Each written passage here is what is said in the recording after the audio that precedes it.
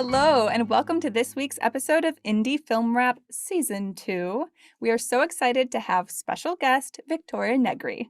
Welcome. Hey, thanks for having me. So, yeah, I'm stoked to talk to you. You may, in fact, be our first East Coast guest. We've had a lot Oh, in Chicago and LA, so you might be our first on the East Coast. oh my God, I'm paving the way. And with that, I'd love to hear a little bit about your upbringing and how that led to this crazy world of filmmaking. Crazy world indeed. Yeah, it's interesting to think about. I think really recently I've only realized that the through line for me has been writing the whole time. Ever since I was really little, I kept a journal. I've always been writing. One of the first things that I remember doing this, like, there was this contest in school, I think to do something about like world peace or something with the world, I don't know. And you could do any artistic thing about it. You could paint something, you could draw something, anything, and I chose to write a story. So I think I've been thinking about that lately, and how I've always been drawn to writing. It's the thing that I could do without relying on anyone else. I could do by myself. So yeah, writing has been the thing. And I got into acting. Trying to contextualize everything. I grew up in an artistic household. Both my parents are artists. My dad was a pianist. My mom is an art teacher. My dad was also an art teacher. So just really encouraged artistically to try anything I was interested in.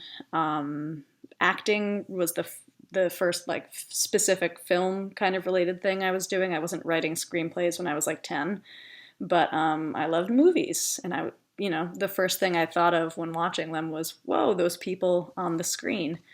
So yeah, that brought me eventually to NYU, where I majored in acting, and then I quickly grew frustrated after acting school. Still writing the whole time. Yeah, With I, just I love auditions. I, I, Yeah, I I love what you were saying about kind of, and this is why I like to ask, like, kind of starting earlier on in maybe your childhood or kind of diving into some of that, because as you mentioned, um, it seems like writing was there the whole time, but these other things you wanted to dive into and explore. But it's so interesting that when given the choice as a child, that was the one that you were drawn to. That was the one that you immediately chose to connect with. And then I feel like these other distractions can get put in our head, or the path can be winding. But I love that now you're coming back to writing in such a way. yeah. And also what you said about the creative family, I can see that with your IMDb, that you know that you come from a place that wants you to explore different things, because you have the writing credits, you have acting, you have directing, there's cinematography, production manager, AD. So Yeah, AD. I hope to God to never do again. I'm way too nice on set of not pushing the director to be just really firm, like, this is your last. You don't have any more time. You're done. We have to move on. We always I the two times I've done it, I think two times we wrapped like 4 hours late. So I was gonna say, I feel like that's almost like a niche filmmaker SNL skit right there, where it's like the nice AD. yeah, Oh, we have plenty of time. Let's keep going. Oh, you're fine. It's like, yeah, and then nothing's getting done like on time.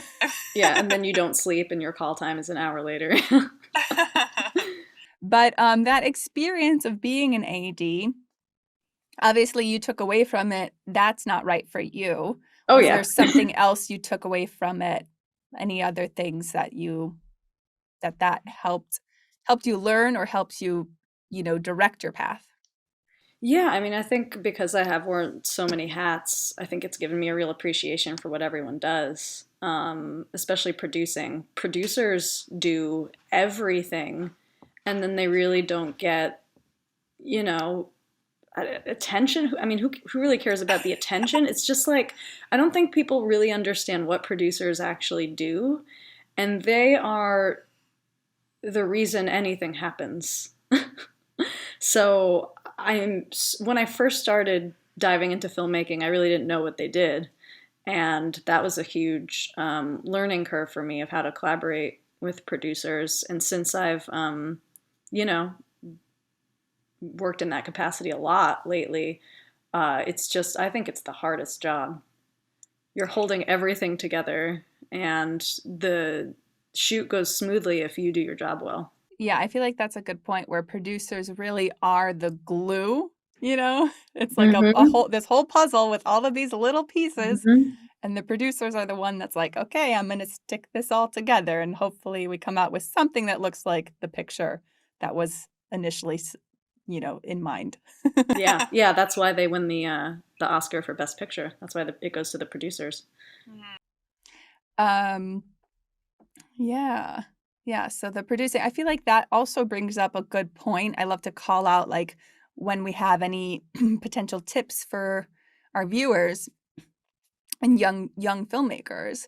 If produce Okay, so if you're shooting a film and you're getting ready to shoot a short, a feature, a school project, what have you, um, know yourself and to yourself be true. If you are Mm-hmm. not the type of person who likes to send a bunch of emails and make a bunch of phone calls A and ton of phone find calls. To locations, then you have to know that about yourself in order to find that person who, like, if it is for school, find someone in the business department, find do. someone who likes to do that so that you guys can work together, and so it's a better process for you as well. Yeah, and there are all different kinds of producers. There are more of the people producers, like those are the people that are picking up the phone and making the connections and getting people on board a project. And then there are the logistics people, the people that really understand numbers and budgets and super organized, keeping everything straight, like a line producer with budgeting. So um, I mean, yeah, there are so many different ways to get involved if, you're interested in thinking about like your personality and where that lines up if you're a real people person or if you're not. I mean, you could still be a producer, I think. You just have to, angle it in a certain way. You mentioned earlier about really this love for writing, and it sounds like you're kind of coming back into that a bit. Do you want to talk about your writing process, what that looks like for you? I know some writers, they need to write every day. Others, it's, they're hit with inspiration. So for you, how do you go about writing? There have been periods in my life where I haven't written. I mean, I'm kind of always writing, though. Sometimes I don't journal as much, and journaling has been something that I either do really intensely or I'll take a couple months and be like, open it up and be like, whoa, what have I been doing? Why? Why haven't I done this?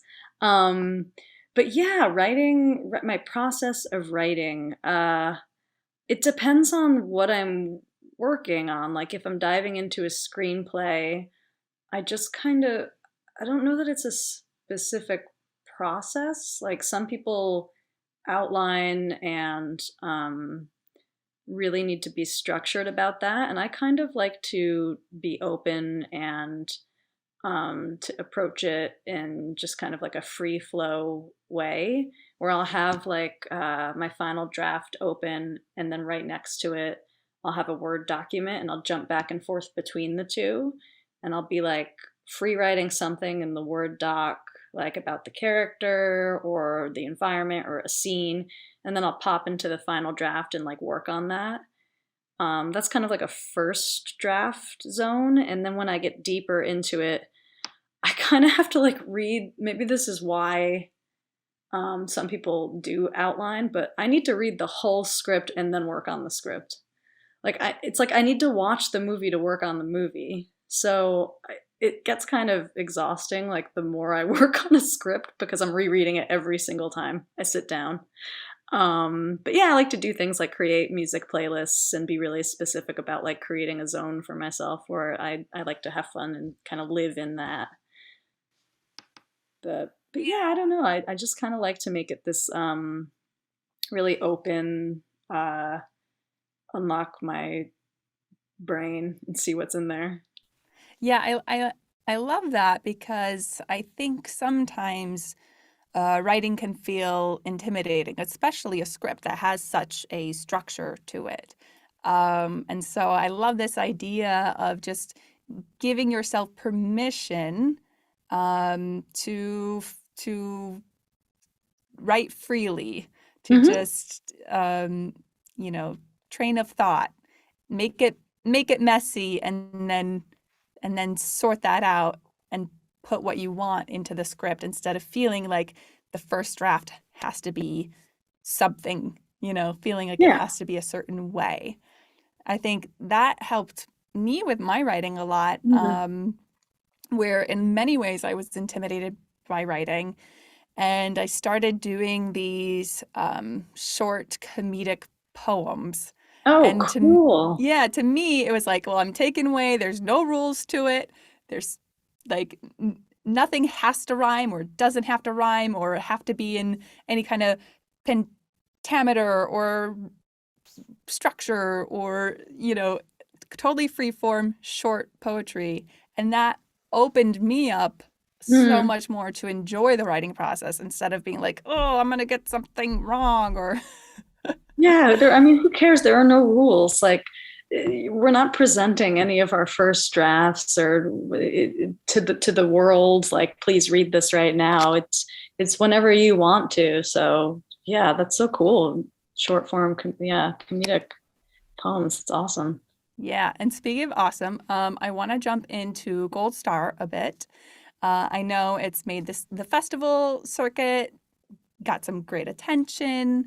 Um, can you talk a little bit about where the idea for that came and what the process was like in producing that as well? So Gold Star, diving way back, I always knew I wanted to make a movie inspired by my experience as having an older father because that was just such a unique relationship in my life and a very close one, obviously. It's my dad.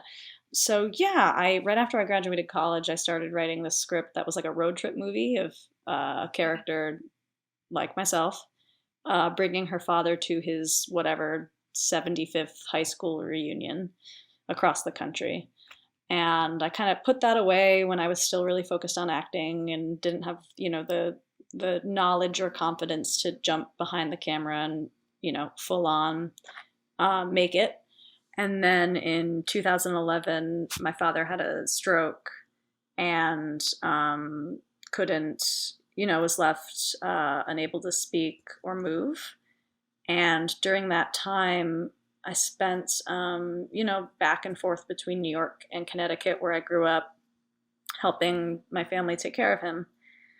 And that left me, I wasn't really auditioning. I was just really focused on my family. But the thing that I said before of you don't need anyone to write, I, uh, I just took that script back out and looked at it and started writing again. And the longer time of having that experience with my father, the more I thought about, well, this should be a film about a reluctant caregiver, somebody who is in my situation but who is running away from it. So yeah, it was inspired by really personal things, and then I kind of took that and thought of, well, what if I wasn't I wasn't as not excited. No one's excited to take care of a dying parent, but not as present, not wanting to be present.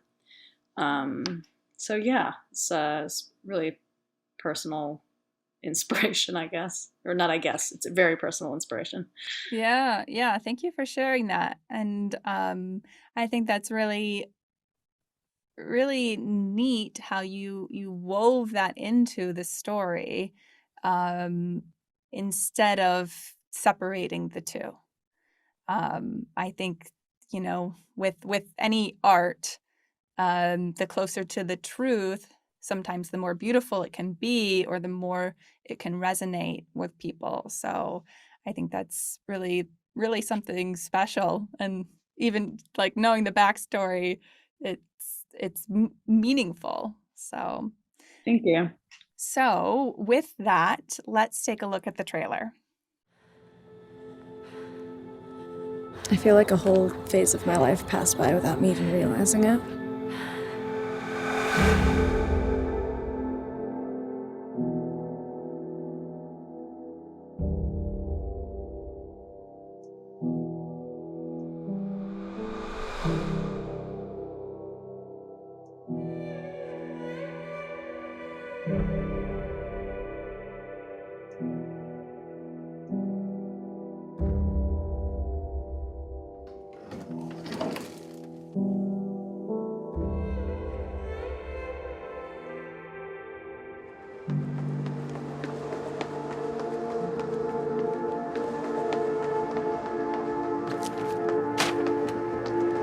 Dad?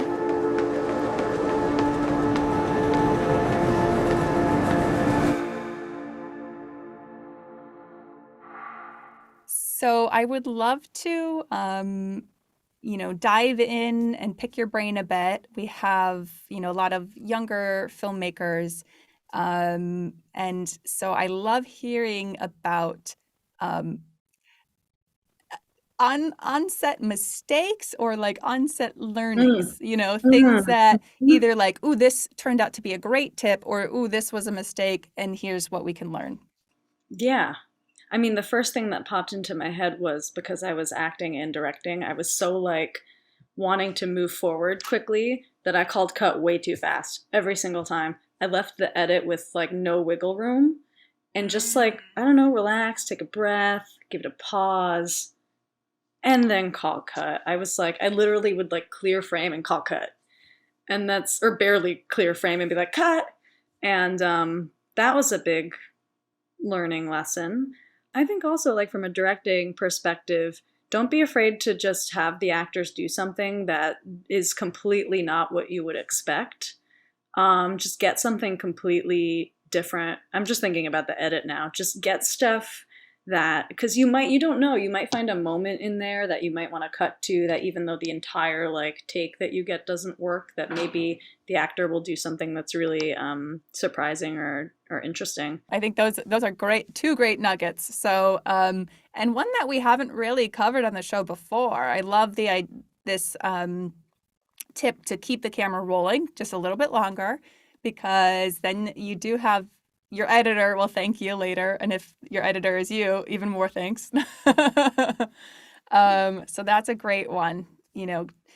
Don't cut it off too soon, because if you're making a dress and you cut the fabric too short, the dress isn't going to fit, and that's going to be Weird. awkward. It's And you gonna be gotta, weird. yeah. So leave a little of that wiggle room. And Is you might get nice moments from the actors.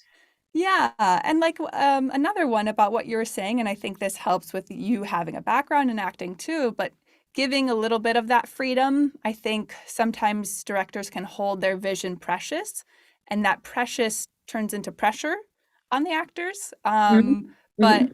saying like, hey, let's just do a free take, let's just do a wrong take. Sometimes when I audition, I like to do a wrong take where I tell myself, this is totally wrong, and I'm just going to commit to it. I'm just going to do something totally different, totally wrong. And Yeah. sometimes really great stuff, like you said, can come from that. So I think that's a great tip. Yeah, and I think you learn a lot about your own material, seeing people do something different with it. Just talking from an audition perspective, anytime I've been like behind the table in a casting situation and an actor's walked in the room and they've like really done something different, if they've committed to it, it's like, whoa, actually maybe that could work. We can do that. Yeah, yeah. So before we wrap up, I'd love to hear about anything that you're excited about, upcoming projects or that are in the works that we can all look forward to. Yeah. So I've been in development on this film called Ultra, which is about a woman who runs this 135-mile race across the desert. And as she's running, her body and her mind start to, fall apart a bit. And she comes face to face with this intense moment from her past while running. So it's going to be really intense. Going to have to shoot it in the desert. And yeah, I mean, I've been really excited about the idea. I'm a runner myself. And if I'm not making movies and talking about them, I'm thinking about and talking about running and running and actually running. So yeah, I'm really excited about that. And the pandemic has put a little bit of a pause on it. So hoping to resume forward traction with that soon. That sounds so exciting, and I definitely want to see that. So I will be on the lookout for Ultra. In the meantime, everyone can check out Gold Star on Amazon Prime. Thank you to Cool. our guest, Victoria Negri. So amazing chatting with you today. Thanks, Sierra, and thanks everyone at Indie Film Rap. You guys are great.